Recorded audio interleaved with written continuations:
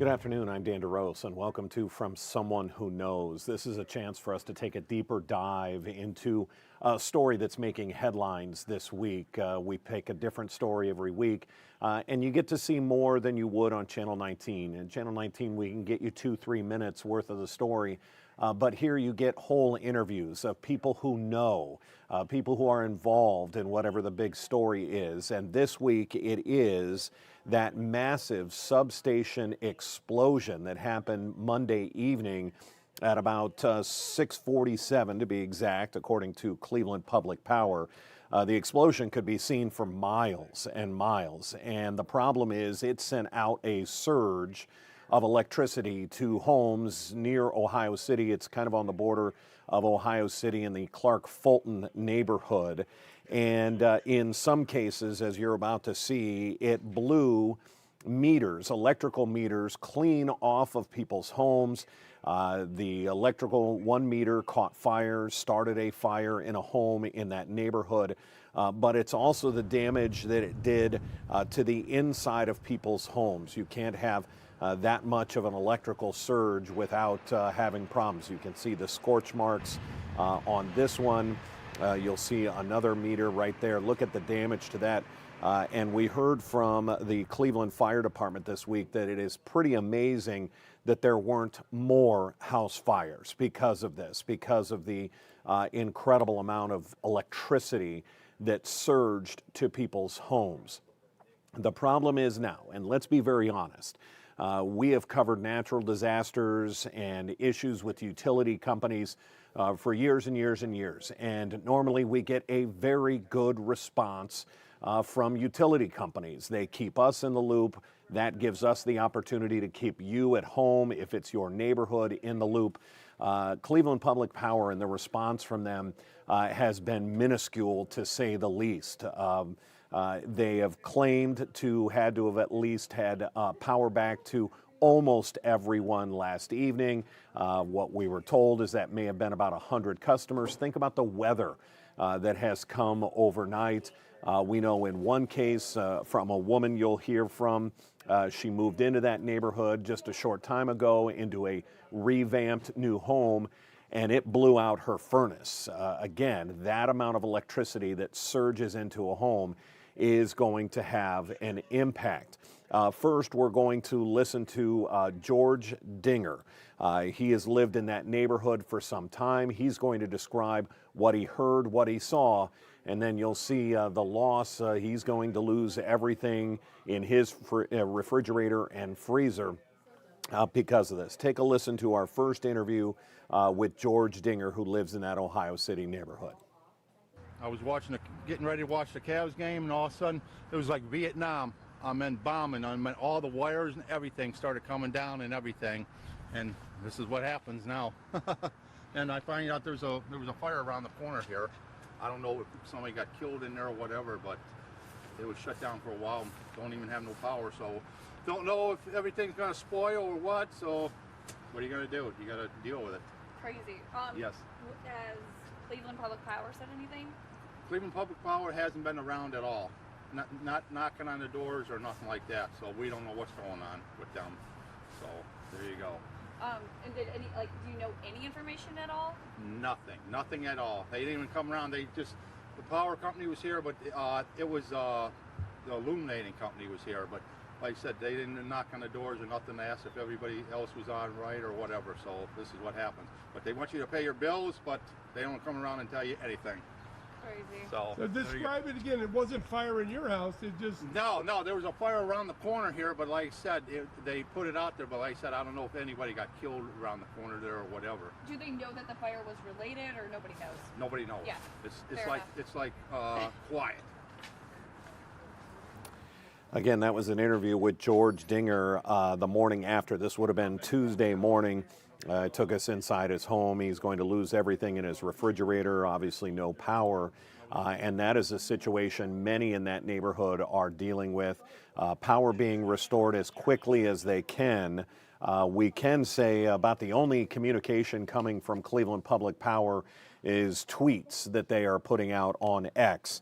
The latest one that we had said that the electrical fault, it says at approximately 6:47 on Monday, an electrical fault caused Cleveland Public Power's primary distribution wires in the area of Fenwick Avenue to contact and arc. So these two major wires somehow came into contact and arced. The specific cause is still not determined, and CPP continues to investigate. Again, very little information coming out. There may be a reason for that. When you hear about the damage that is done to people's homes, somebody is going to be liable for this and may have to pick up the tab on a lot of different issues. Will that be Cleveland Public Power? Will it be people's insurance companies? But in our next interview, you're going to hear that insurance companies are saying tough luck.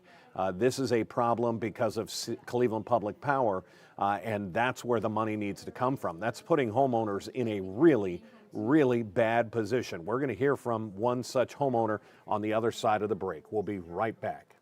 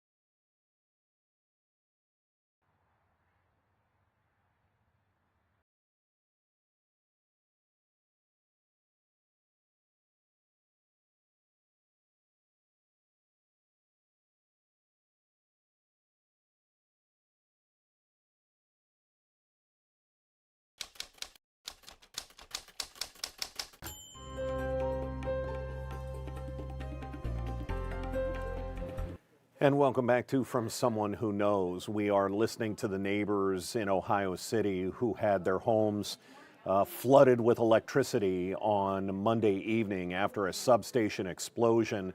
That substation run and owned by Cleveland Public Power.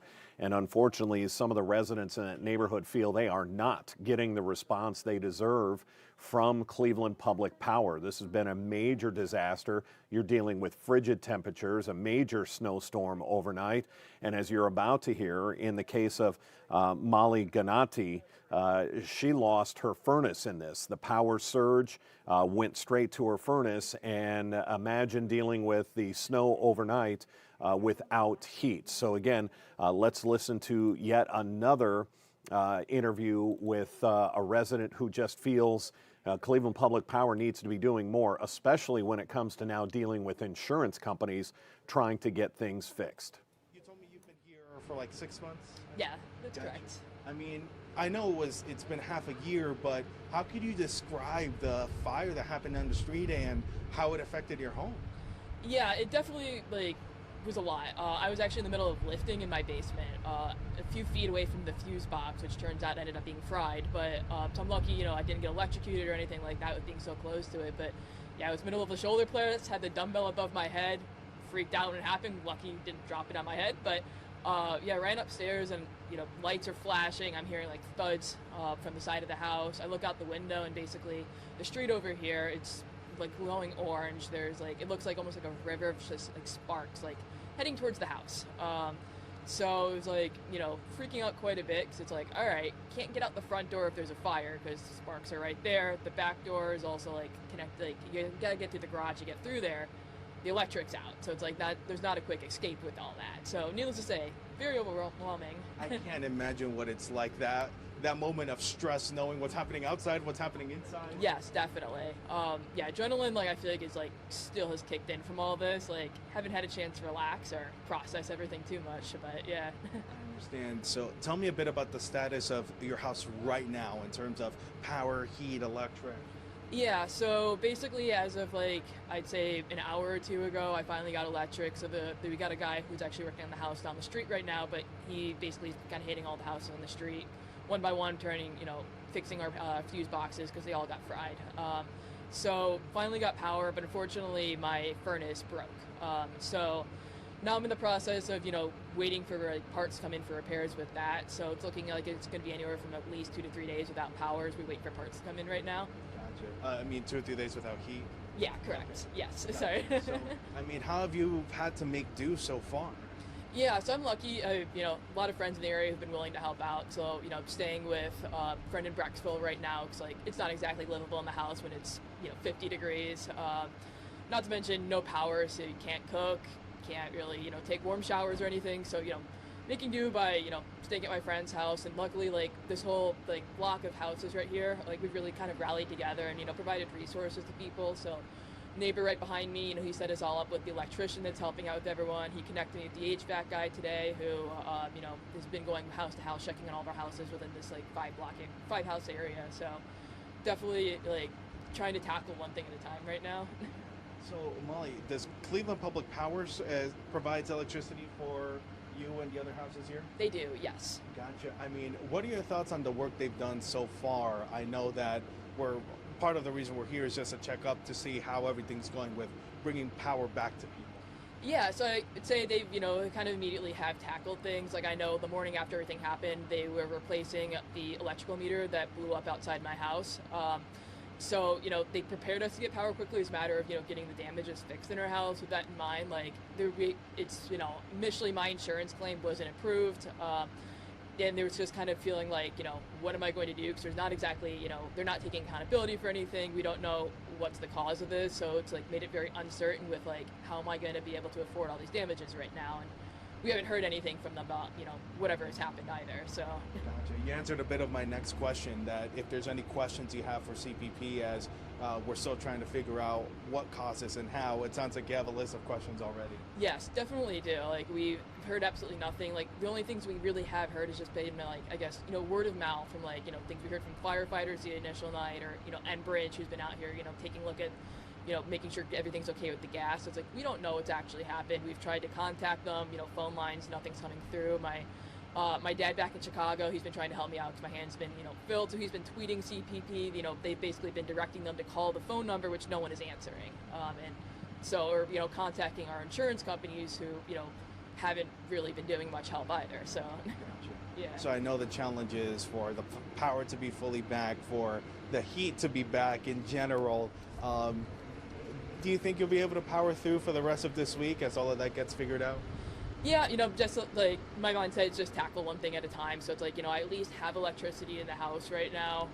Just kind of have to wait it out the next few days with heat. I went ahead and shut off my water, so make sure that pipes don't freeze because I know we have the winter storm coming in tonight. So it's been kind of forefront of my mind is that's going to be a big fallout if my pipes are going to be frozen with all this. So yeah, just trying to do whatever I can right now to make sure I have as functional house I can once this all settles down right now. A pretty massive headache, to say the least, and from what appears from the people who live in that neighborhood, an abysmal response by Cleveland Public Power when they try and call the number to get answers and to get help. Nobody answers that phone. There's been very little contact in the neighborhood, and so we're continuing to stay on top of this and press CPP for answers. Because those people deserve it. This was nothing they did, the people who live in that Ohio City neighborhood. This was not their fault. It was clearly an issue with a major substation. Every time you see that explosion now, there's the initial explosion. Now watch to the right, because as that explosion happens, it starts to set off transformers all throughout the neighborhood. That surge of power then just starts to blow up every transformer leading into that neighborhood. off of Fenwick Avenue. So we're going to keep on this story, but thought it was important for you to hear from someone who knows, from somebody who's been dealing with this from the beginning since Monday evening.